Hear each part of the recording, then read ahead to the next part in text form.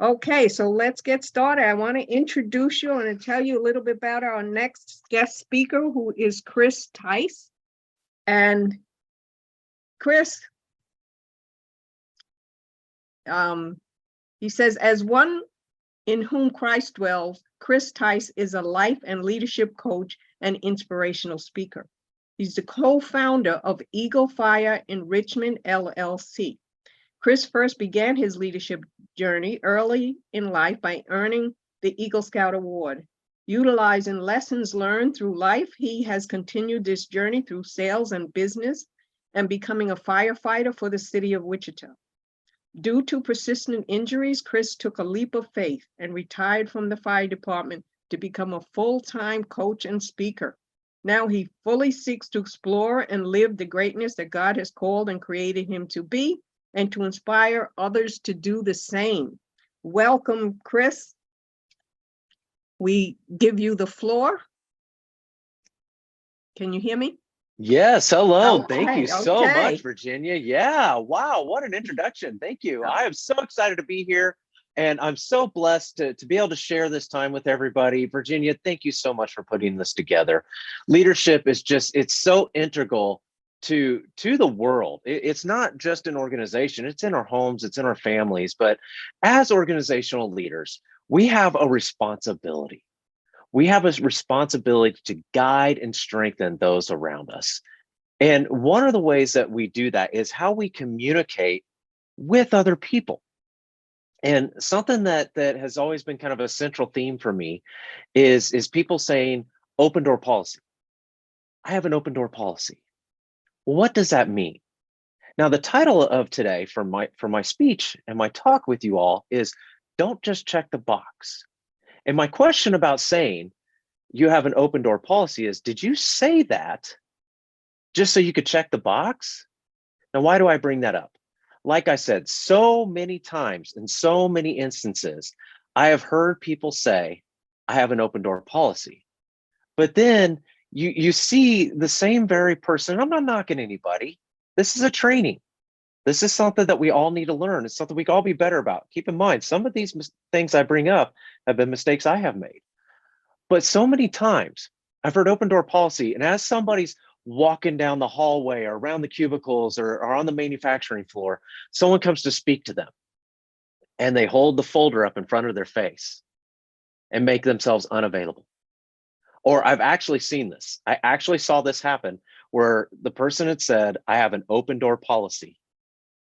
And as people were coming to talk to them about a persistent issue that needed to be taken care of, they took their phone out. It was obvious. It was so obvious there was not a call, and they pretended that there was a phone call.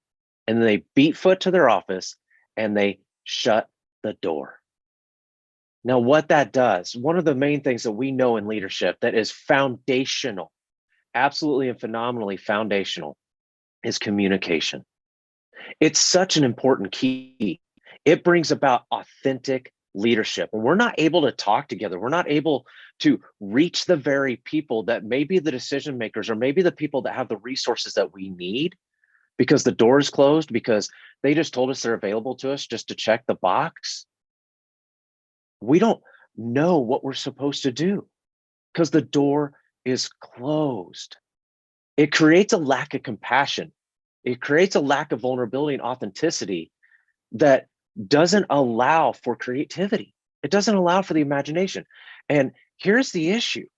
What we're looking at here as leaders is our job to be servants. It's always been said that if serving is beneath you, leadership is above you.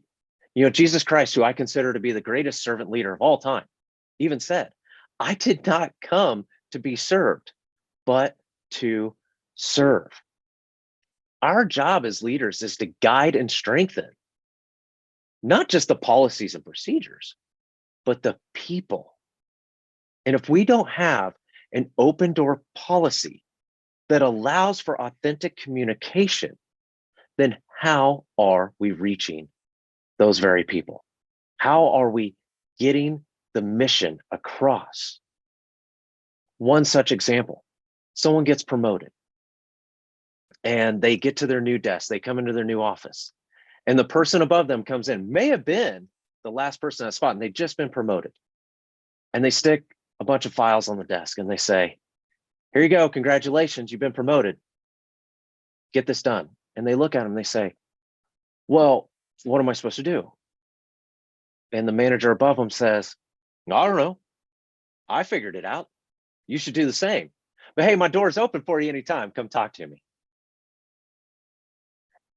And you go to talk to them, they say, well, didn't I just tell you to figure it out? Because what they did was they stuck that paper on the desk, the same thing that they were taught. This is generational leadership. And it's very unfortunate because the very thing they were taught was the exact same thing. Someone stuck the papers on their desk, said, here you go, figure it out. And what we have to watch for here is we have to watch for the spillover effect that happens in that. Because once now you're doing that, most likely you're going to do that for the very people that you are to be serving. And what happens in that is it becomes a mindset door. So earlier I talked about the literal door being closed. But we also have a figurative door when it comes to communication and working with our teams, working with the very people that we serve. We close off their mindset. We make ourselves unavailable to them. We make it to where the job can become loss of profits, loss of time, loss of productivity, because we don't have this interpersonal connection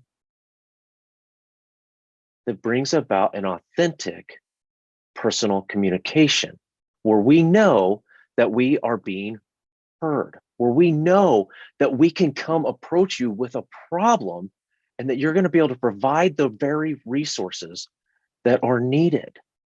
Keep the door open. Don't just say it's open just so you can check the box. Don't just set a task in front of somebody so you can just check the box. Now, that said, it's okay to set boundaries in this. There are times that when we leave the door open, everybody just floods in, and now we have chaos ensuing. We have all this stuff coming at us so fast that we can't keep it all straight. It's okay to set boundaries. It's okay to say, hey, from 10 to 11, I'm going to be honest with you, the door is closed because of this meeting or just because this is a time that I'm not available. That's actually good. Or vice versa, to say, hey, from 10 to 11 is when you can come chat with me. Or better yet, set up scheduling. Set up actual scheduled times. Say, hey, here's for example, Calendly. If you have a Calendly, even as a manager, it's okay to have a Calendly link for your employees. Now, it's not to say if there's not an emergency that the door needs to be open, open it. But it's okay to set appointments and set times and have boundaries so you can still do the very job you're directly responsible for while also guiding and supporting those around you. This is a process, and you have to be able to take it all in. Now, when I say that, this process is taking in information. It's taking in what people are bringing to you. And one of the things I love to say is that listening is communicating. As people are coming to you, the reason why it's so important to set those boundaries is so you can set the intention for what needs to be done, for the resources that may need to be had. You know, it's always been said, this is a favorite quote of mine, is God gave us 2 ears and 1 mouth so we could listen twice as much as we speak. You know, listening to understand and not to respond is pivotal as leaders. It's pivotal. You don't want to be sitting there and hearing somebody. When you're just there to hear them, it's like the old Charlie Brown cartoons and the teacher going womp, womp, womp, womp, right? And then you go to respond to them and it doesn't even come close to what they were talking to you about. It doesn't reach at all. And put yourself in their shoes when that's happened to you, or if that's happened to you. It was very inauthentic and you lost respect for that person, or vice versa. They're losing respect with you. And now you're losing your leadership. You're losing that interpersonal connection. Let's say you were listening to respond and not to understand. And somebody brings to you a safety concern or a hazard that has to be handled. And you go, okay, yeah, we'll take care of that. And you check the box. Oh, I listened to them. It was 3 o'clock. They said they were coming in. And then God forbid, we have a major crisis. We have chaos. We have major authorities being called in. Now the bosses above you, the shareholders, the leaders are coming at you and saying, did we not know about this? Did we not hear about this? How could we have fixed this? And you're like, I don't know. I didn't know anything about it. Nobody told me. Well, now you just lied. And then the very people that you weren't listening to, they go out there and say, hey guys, how can we fix this? Well, we went to Chris. We told him all about this. We told him about these problems. There's even documentation on it. He just kept saying, oh yeah, we'll take care of it. Look at the, not just the loss in profits, the loss in time and productivity. Look at the loss of respect, the inauthentic leadership that has been created because we were here just to check the box because I have the rank, title, and position. You have to be open for suggestion. You have to be listening to the very people, because if you cut off this creativity, let's say somebody creates something new and it's going to be faster, it's going to be more productive, it's safer, but you weren't listening because you said, yeah, I'll meet with Virginia at 3:00. Oh, okay, Virginia, great, that's cool. I'll write it down. And they just put scribbles on the page. Let's be real, this happens all the time. This is why so many innovative products have been ignored. People have been ignored because of inauthentic communication, because of leaders just checking the box. Just saying, oh yeah, I heard you. Okay, yeah, we hear you. We sit in these business meetings, these trainings, and I can't tell you how many I've been a part of myself. And I'll admit, I've been guilty of some of this, where we say, hey, everybody, the table's open, tell us what's going on. How can we make it better? How can we make it safer? And someone's over there acting like they're taking notes. They're actually, or maybe they are writing them down, but it's, becomes a, well, we can't do that because of profits. You're not actually listening to what the real solution is. And we're not being open to these suggestions, because sometimes I've actually been told this. Sometimes people are fearing someone trying to take their job because they came up with something special. Or, hey, have we thought about adding this to our leadership practice? Oh, yeah. Deep down inside, they're going, yeah, person's trying to steal my job. Most people, unless they're actively seeking promotion, most people are happy in the position they're in. They just want to be listened to. Because when we're listened to, we feel valued. And we want the creativity. I don't want your position. I want to share something with you that, yeah, sure, maybe there's a bonus to it, attached to it, something like that. Or later down the road, when the position is open, sure, I'll apply for it. I'm creating value, but I need to know that you value me.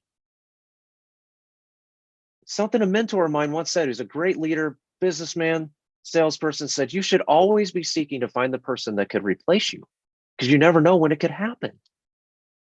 But unfortunately, so many leaders, because of how they've been trained, because the leaders before them were checking the box on how to set the stage, this is what they know. And we need a cultural shift in leadership. We need a new dynamic that says, I have an intention and a purpose to value you, to value the very mission that is before us. Now, please understand, when I'm saying don't check the box, I'm not saying it's not okay to have a task list or a to-do list. Those are perfectly fine. There are things we have to get done. I get that. But what is the intent in the message for it? What are we trying to get across as the mission? I look at, and I'm not knocking these at all, because I've done them, I do them, I speak on them. Monday motivational emails. I love quotes. I love motivation. I love getting the team fired up and solid for the day. I love it. But if all you are doing is just sending a quote and saying, go team, go, let's be real. Where do most of those emails end up? Spam or trash or both. And then there just happens to be that one Monday where an issue came up, or, hey, there's something we need to take care of. Thursday, 9:00 a.m., we're taking care of that. Thursday rolls around. You're sitting there. Your bosses, your leaders are here. Where's everybody at? Well, I don't know. Well, did you tell them? Yeah, I checked it off. I checked the box.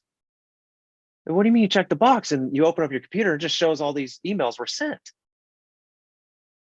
And maybe or maybe not, there's tracking for seeing if they were open or not, but more than likely they weren't. They were deleted. Because you just checked the box, and now for this important meeting, no one's there. And everybody's looking at you going, where are you at in this? Are you actually leading everybody? And so we go out and we ask everybody and we say, hey, what's the purpose and the intent and the mission? I'll give you another example. This was a sales job I was a part of. And this gentleman, great boss, great leader. I'm not knocking him. It was a learning moment for all of us. But we had these Tuesday meetings, these Tuesday trainings is what they called it. And literally, he would come in. We had to be there earlier than normal. He would come in, and on average, more often than not, he would come in and give us some inspirational quote. And literally, and I made reference to this just a second ago, he'd go team, go, let's go sail. And he'd just walk out of our office. We showed up an hour early for 5 minutes of that. I gotta be honest with you, I'm not taking the court right now here, coach. What was the purpose behind it? And so, as a bad example employee, yes, me, myself, and the other employees, we stopped showing up. We were actually getting there even earlier to get our paperwork filed and to get on the road. And we started lying to him. We started telling him and showing him that it wasn't important. And so we happened to be out in the warehouse together, it's just him and I. He said, hey, Chris, I really respect you as a leader in the organization. I know you've been in management in the past. I know you guys are doing it on purpose. Why aren't you here on Tuesday mornings? So what do you mean we are? Trying to keep the lie. Don't do that, by the way. I was trying to keep the lie active. And he said, no, I know you guys are skipping out on purpose. And I said, you know what, sir? You're right. You're absolutely right. We are. And I'm sorry for that, by the way. I'm going to quit the lying. I said, I have to ask you a question, though. What is the intent and the purpose of us being here on Tuesday mornings?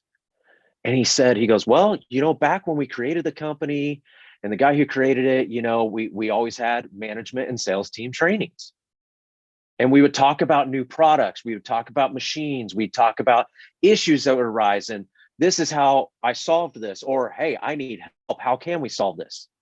And I said, so the hour that was scheduled for this, you guys were actually training. He said, yeah. I said, okay. I said, so let me ask you this. What's the purpose of us on Tuesdays? He said, well, whenever we have our Monday management meetings, our boss goes around and says, hey, did you talk to your people on Tuesday training? Yep. Did you talk to your people on Tuesday training? Yep. Did you talk all around the conference table? Found out there was a literal box to check in our management teams to say, we talked to our people. Found out everybody was doing the same thing. And I looked, I said, why are we doing this? What's the intent and mission of this company and the purpose of what we're doing? He said, well, it's to have better products, it's to have innovation, it's to have the creativity, it's to be better salespeople, it's to take better care of the customers. I said, okay. I said, so quit checking the box. This is honestly the first time I ever even came up with this 20 years ago. I said, then quit checking the box and let's start training. Let's start showing our people value. Let's show them value. Why? Because as I said earlier, mindset, train your brain, the spillover effect that happened with our clients, that happened with our customers, increased dramatically. Productivity went up, sales went up. Why? Because we weren't just checking the box in our interactions. We were actually, I didn't even realize it at the time till after the fact, we were actually doing the same thing out on the streets. Value your people. Don't do things just to check the box. What is your mission? What is the purpose behind the emails and the messages you're sending, behind the speeches and the talks that you're having with one another? I've had times where I've asked people, do y'all have a mission statement? And they, yeah. Tell me it. More often than not, most people can't. And there have been times where the very people who wrote it couldn't even say it. Why? Because they wrote a mission, or because they had meetings, or they said, our purpose is this, just so they could check the box and say they were doing it, because in leadership books and management books, they say to have that. But if you read the rest of the book and the rest of the chapters, it's not just to check the box. Set the intention for what you want the very people you serve to be doing. Not only does this benefit them, it benefits you. It makes you more authentic as a leader. It makes you more effective as a leader. So when problems or crises arise, You know who you can trust because you've been communicating with people. You show them that value. Let's take it a step further in how you're valuing people and how you're communicating with them and not just checking the box. Remember the example earlier where I talked about the manager who would walk and they would cover their face when people talk to them. And they're actually talking to people. They're getting to know everybody. And for example's sake, they say, hey, you got some people that come to you because they said, hey, open door policy, right? Yeah, come see me at 3 o'clock. Okay. Hey, we've noticed old John over here really been struggling. Like it's just not himself. And we're kind of worried about him. Productivity's going down. He's always got his head down. And you, the leader, because it's your job to strengthen and support your people. And you don't just check the box on how you take care of those around you that are in your care. You go talk to John. Hey, John, how's it going? And John just kind of ducks his head. So, I'm struggling. Okay. You mind telling me what's going on, or you want to just give me a little bit? Now, please understand, your job as a leader is to support them. If this is something beyond a company issue, I'm not saying we have to be a counselor in this moment. That may be above and beyond what you can even do. But your job as a leader is to have the resources or be the resource that gets them the help they need. If it's something where they've been wondering, hey, when are we going to get promotions? When are we going to get pay raises? We've been doing everything you tell us to, and you guys aren't fulfilling what you said you were going to do. Check the box. Hey, we said we'd do it, but you haven't done it. Well, let's say there could be something more extenuating. There'd be something happening in their home. Could be financial, could be marriage, could be a family member who's sick. You may not know. And they start to let in a little bit, and you say, hey, listen, if you don't want to have to share this right now, that's fine. But I have something for you. But I don't have to give it to you now. You can come by my office. I have something I want to give you. You keep it confidential. Because you don't want to just say, yeah, supported him, check. Most people, surprisingly enough, I've asked this several times, and I didn't even know for some of the organizations I've worked for. Most people don't even know there's employee assistance programs that their company offers. And so for confidential sake, you can say, hey, I'm going to be back in the office. Door's going to be open, or it could be closed, knocking. And they shut it behind and say, hey, I just want to let you know, I listen to you. I care for you. I value you. Here's this, the pamphlet, the flyer, the card, whatever that has, here's this program. Give them a call, 100% confidential. No one will ever even know I gave it to you. Unless, of course, they say something. They feel and see the value that you gave them. And a couple weeks goes by and everybody notices that John's a lot chipper. John's back to his old self, or he's gone more exponential with it because of the value that's been created in it. And you go and say, hey, you're doing a great job. Yeah, I just want to let you know, thank you so much for setting me up with that. The value that you have given me shows me how much this company cares. It's not just the company, it's you. It's the people that we value. We're not always going to be able to solve everybody's problems, but we know we can do everything we can to make it better. I even take it all the way back to when I became a general manager. I was a very young general manager at Pizza Hut. I was 19 years old.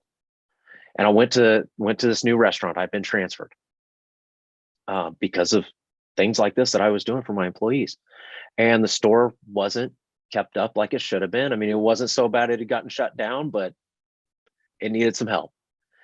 And when I first got in there, I started trying to talk to the employees and no one wanted to engage with me. And so I threw up a sign, mandatory meeting, you get paid. Trust me, you had to tell them that or they weren't showing up. They could clock in and get paid. And I without shutting the restaurant down, we had a party room we could meet in. And I said, all right, table's open, start talking. And I had pen and paper and I showed them. I was writing down all their concerns, all their issues. And I said, okay, I will not be able to solve all this today, but I promise you, I'm going to get started. Because it wasn't about me having the gold nameplate that said general manager. It's about the very people that allow me to have that nameplate. It's the very people that I serve. So I called the ownership. I said, hey, here's what's going on out here. No one has talked to any of these employees. No one has established what we need to do. It was show up, get paid, show up, get paid, clock in, clock out, check the box. I said, we got to fix this now. It's my job to get their trust back in management. It's your job to get their trust back in the ownership. Sure enough, our district manager showed up, started helping us out. We had a cleaner, more efficient store. Employees were happier, profits went up, productivity went up, things were considerably cleaner. And guess what? We started giving out pay raises that they hadn't received. We had employees that had been there 4 or 5 years.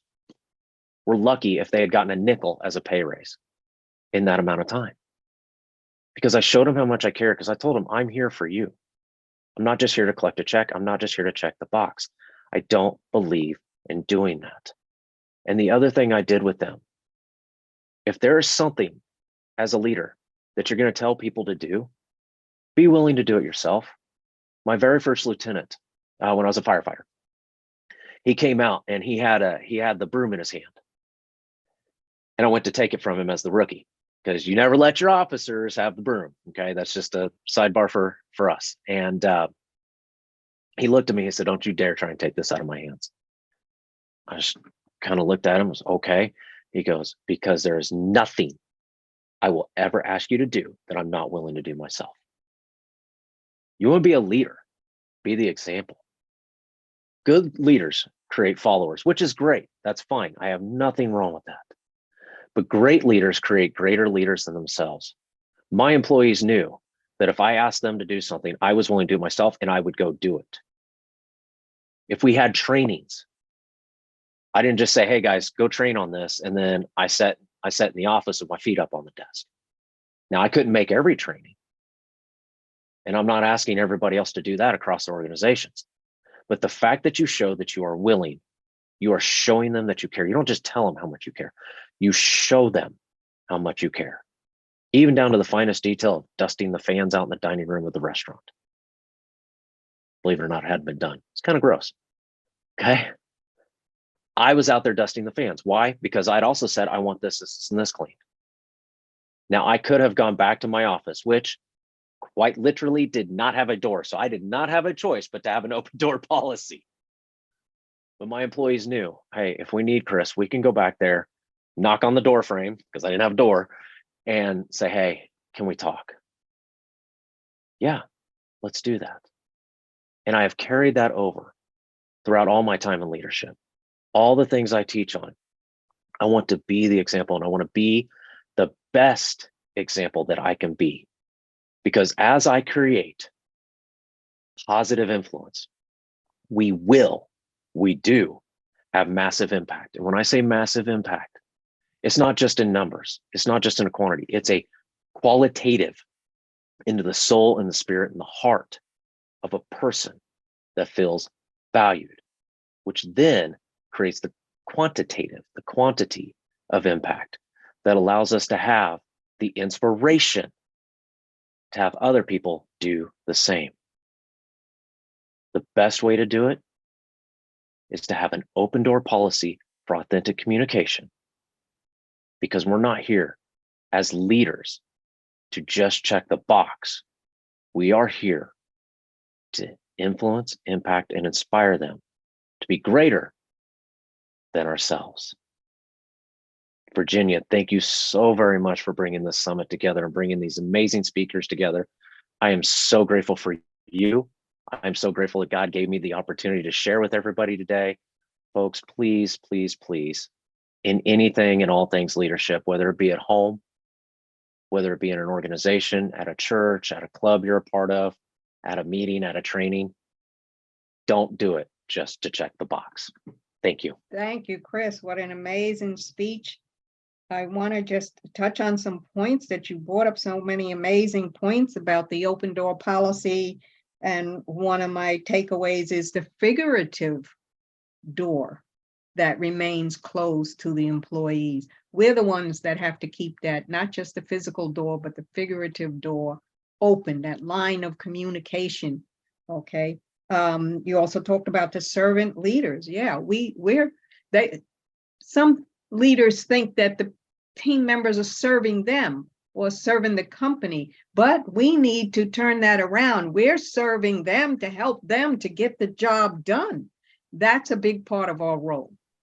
And then you talked about, of course, you have to set boundaries. And we know that, because otherwise people would be coming in and just having chat sessions with you. So you don't want that either.